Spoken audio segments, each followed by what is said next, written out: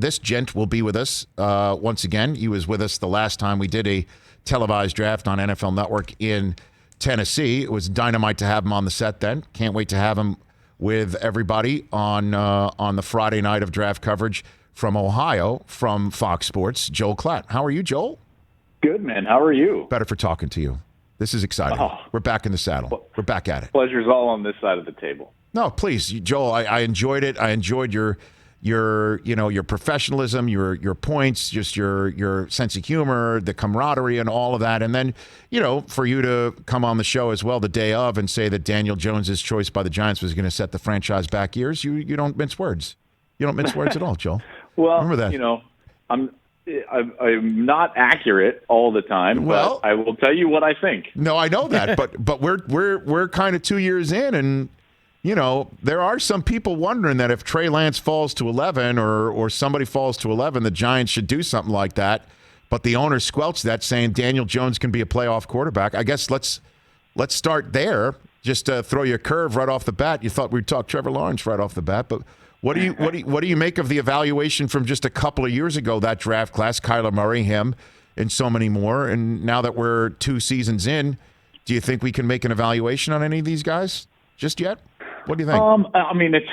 It can be so difficult, right? And this is where I think the part of the conversation that frustrates me that we don't have it around the draft time. And one, it's not sexy, and two, it's really difficult to have. But the context of fit, and where these players are going, what the cap issues are with those organizations, what the coaching staff issues are, what the front office issues are, what the ownership issues are, all of those things matter. And I think too many times we look at the quarterback position and we think that they're either going to succeed or fail in a vacuum, and that's clearly not the case. And when I look back, I still am in awe of what Kyler Murray does on the field. And there were a lot of conversations, Rich, and I remember having them. I don't remember if we had it on the desk that night, but just about his size. And it's like, well, can it work? Right. Well, I think what we're starting to see is some of those old school questions of, too small to succeed and this or that, regardless of position, have started to be thrown out. And I believe that's because the modern style of the game, both at the college level and in the NFL, is more of hybrid players. Now, outside of a few quarterbacks, we're not seeing careers last quite as long. So, I think that you can have different styles and succeed regardless of position. So looking back, I thought that the Giants used more of an old school mentality to go get the guy that they felt like was going to own the game from the pocket and be the Tom Brady-esque, Peyton Manning-esque type of quarterback. And to be honest, I think that the jury is very much still in deliberation about whether Daniel Jones is working with the New York Giants. And then in terms of, quarterback size in this year's class, there's really nobody to comp with Kyler Murray. It's different. I guess in a way the size question involves DeVonta Smith, your Heisman Trophy winner, right? And where he fits in an offense. So again, we'll obviously get to the quarterbacks. What do you think of the wide receiver class? We're assuming Jamar Chase is going to go and be paired up with his old college quarterback at 5.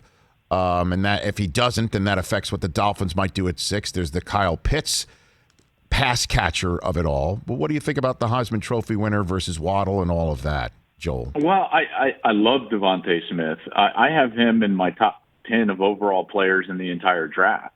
And I've said this a couple of different spots, but I really do believe deep down that his success is going to be reliant on the ability of his play caller and offensive coordinator, play designer, the ability of that guy to be creative. And the reason is because, Rich, when you go back and you watch Alabama play, one of the things that they did such a great job of, even after Jalen Waddle was injured, and DeVonta Smith was one of, not the only, but like he was kind of the biggest threat on the field. And so you would think that defenses were going to focus in on that, but it was impossible for them to do that because of the multitude of different ways that Steve Sarkisian used him. And not just used him, it's not just how you get the ball to him, but it's also where he's aligned on the field. And when you're 166 pounds soaking wet, Here, you've got to be off the line of scrimmage for the majority of the time. You've got to be in motion, both all the way across the ball and in what I would call return motion to the ball and back to that same spot. You've got to get the ball in several different ways, whether it's bubble screens, jet screens. You got to get the ball handed to you on a jet sweep. You can be coming across the field on a shallow cross. He can work the slot. He can go on a corner route. So he's got to do all those things. Sometimes the hubris of the NFL play caller and even executive drives me nuts because they'll draft a player, and it's like, well, we took this wide receiver because he was our best wide receiver on the board, and then they put him in an offense where he's a static outside player. See, I don't think DeVonta Smith is going to be a great static outside wide receiver in the NFL because of his size. So why would you attempt that? If you were going to draft him, having a plan for these players is paramount.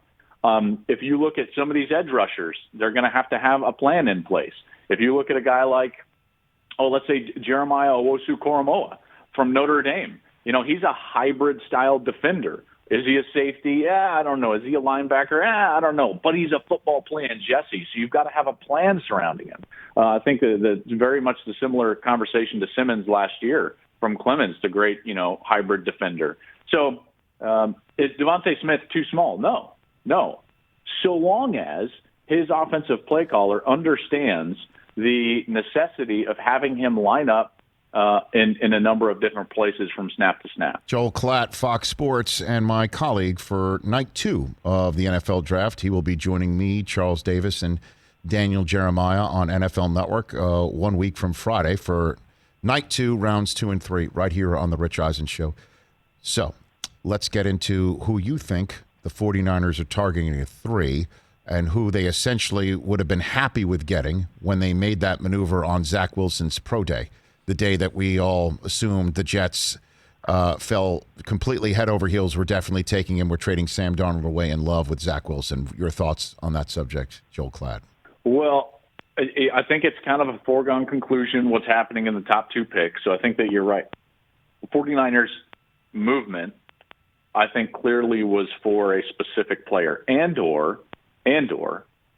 this is where I feel like maybe we haven't dug quite deep enough, and or to be in a position to be the one that dictates where the rest of them go, right? So it's not enough. So I've heard a couple of people say, well, Denver doesn't have to move because they like all these guys.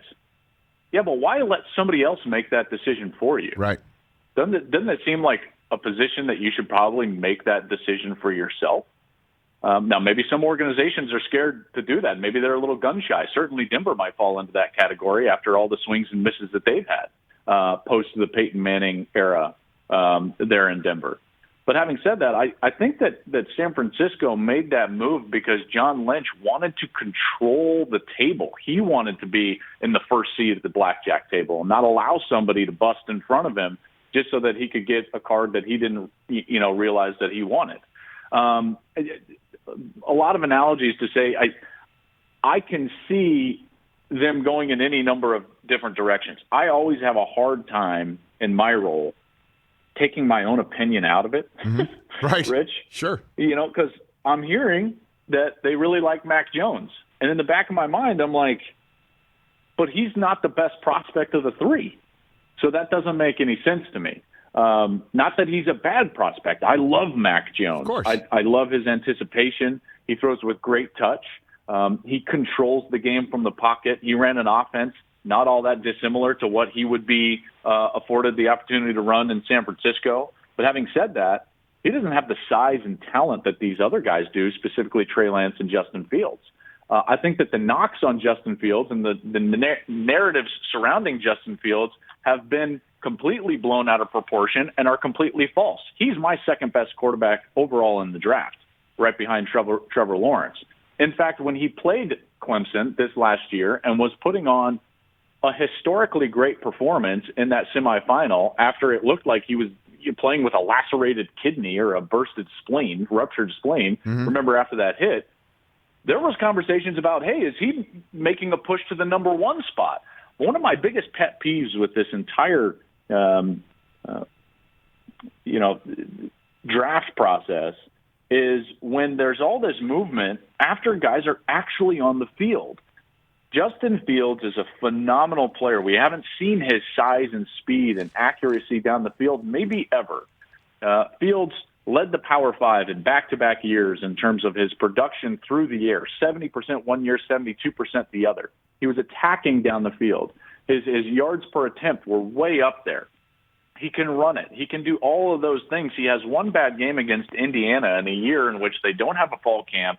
He's pressing to get himself back into the Heisman Trophy race and get his team back on the footing where they can go to the playoff, and everyone wants to throw him down the draft board.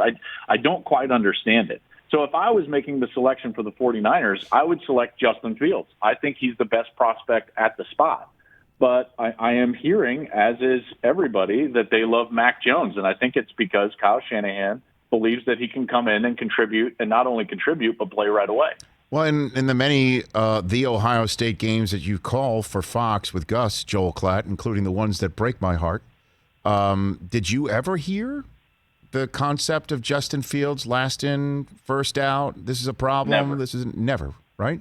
Never. And to give you some context, I don't just call a lot of Ohio. I called 10 of his games in the last 2 years. Right. And I never once heard it. I was also there when he first stepped on campus. I flew out to Columbus just to watch him practice in person because I knew I would be covering a lot of his games. And I stood with Ryan Day at the time and Mike Yurcich, who has since moved on, who was the quarterback coach, former offensive coordinator at Oklahoma State.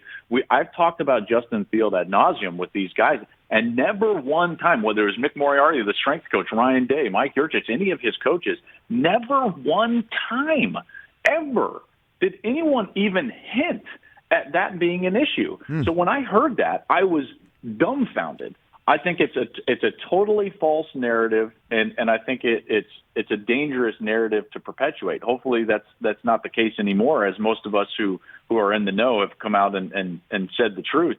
But I also want to break the narrative of what Fields is as a player on the field. So many people are like, well, he's one of these Ohio State quarterbacks.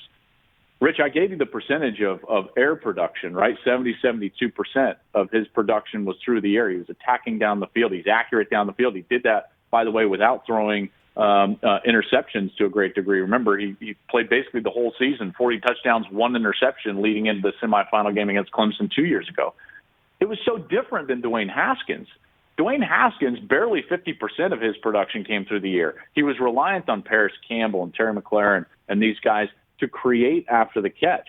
Okay, so he was 41st, I believe, in the Power 5 in his production, passing production coming through the air. Justin Fields was number 1. Far different players. I think they were utilized in a different way, and I don't think that they're similar at all. Yeah, and just to put a button on this, coaches would say to you, and you can't, because I'm sure people would be, yeah, of course the coaches aren't going to denigrate their guy. They wouldn't denigrate their guy to you. They would say something along the lines of, yeah, there's been a couple times where we have to work on, him, getting in the film room. There's a couple times where we need to work on him, getting there, showing up and being one of the first. But, it's not all the time, but we're working on that. Like, that's the way they would say something to you before a game, right? Over 10 times. That's exactly right. And in fact, and I have had it put to me this verbatim, not about Fields, but about other players, right. is he's learning how to become a better worker. That's right. That is the universal code, right? And it's just like everyone nods, and we know what that means. Right. And again, I never sniffed that comment whatsoever. And just to put a button on this, not that you want to just talk about Fields. No, it's all right. The only reason the entire conference played football was because of his leadership. If you're a last in, first out, you don't fight that hard to get on the field like he did for the Big Ten last fall. So then let's talk Lance real quick, Joel Klatt, because, in a way, he's kind of like, well, he comes from Carson Wentz's school, and look what happened to Wentz and all that, and they're two, completely different humans. I'm hearing he is really a sponge. He is curious. He is eager to get better. He is terrific. He's got a huge ceiling. And the question is, where do you think he would be best fit, to use that phrase before I let you go, atop this draft in a couple of Thursdays, Joel? Yeah, the fit part is a great question, and if I knew that, I would be making a lot more money than I am working for some organization. Right. But I do think This guy's fabulous. Oh, Rich, I love his game. Like I said, or you said, he's a sponge. He's blowing people away in his meetings, whether they're Zoom Right. or in person. He has done a fabulous job during this process. He's a film junkie. He loves the sport. He ran a pro scheme. He controlled his own protections. He makes all the throws. He's big. He's tough. He's athletic. He's a quality leader. He's everything that you want. There's no doubt. I think that the only concern that I'm running into out there is the fact that he's just a quarterback infant as it pertains to reps, because it's a reps position. And he's thrown 318 passes in his college career. That's next to nothing. Did you know that the last 10 Super Bowl winning quarterbacks, if you average out their college career, they average around 33 starts, 1,200 passing attempts, right around 700 completions, 60-plus touchdowns. It's an experienced quarterback that generally goes from college into the NFL and then has success leading a locker room to win a Super Bowl. In fact, one of the players that's really low on that list as far as his reps in college is actually Brady. And you look at some of the other guys, and so his experience level might be a concern, but every other category he has just been checking off those boxes, and everyone's fallen in love with him. I assume, to be honest with you, that we might have some fireworks at Atlanta's spot. Yes. The fact that I don't know if they want to have someone sitting behind Matt Ryan when they can't move him, so on and so forth. So, I could see someone trying to dive up there. But then that takes Atlanta out of the Kyle Pitts running potentially. And I would be, again, that's the Atlanta conundrum. Lance is the sponge, and he is got such a huge upside, and he does need the time to, I guess, mature, marinate, however you want to put it for the concept. But the idea of putting Pitts with Calvin Ridley and and Julio Jones and Matt Ryan and Hayden Hurst and two tight ends, go to work as Matt's got that closing window of opportunity. That sounds so delicious to me, to be honest with you. Well, and they're in such a bad cap situation that don't you sense that it's like, well, why would you try to rebuild now when you can't do anything? Right? I mean, like, they're kind of stuck.